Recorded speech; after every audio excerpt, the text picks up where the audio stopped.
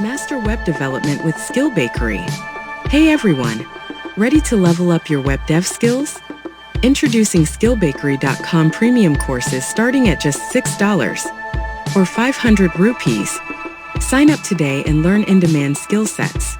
Unlock your potential today at skillbakery.com. Hi there and welcome to another exciting video. In this one, we'll be exploring char type in Rust. A character type or a char is a single Unicode character as a 32-bit value. They are created using single quotes. As you can see in this example, we have certain variables declared char1, 1 and then char2a, all within single quotes. We can use any character in Unicode that we like. Even emojis work, as we can see here. Some characters have special meanings. For example, we have backslash, new line, carriage return, tab. So they need to be escaped using a backslash.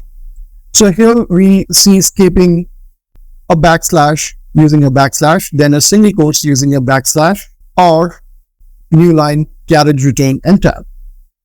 To see that this is working, we can, for example, create a new command here as we have done. So we are printing these three variables, char3, char6, and char1.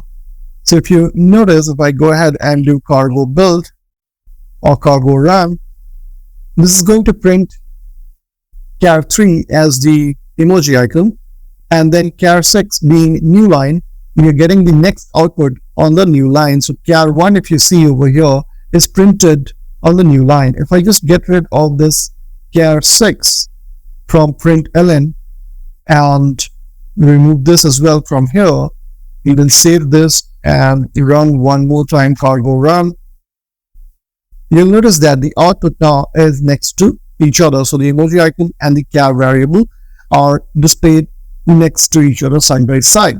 When we had char6, it was kind of taking the output and printing the next one in the new line.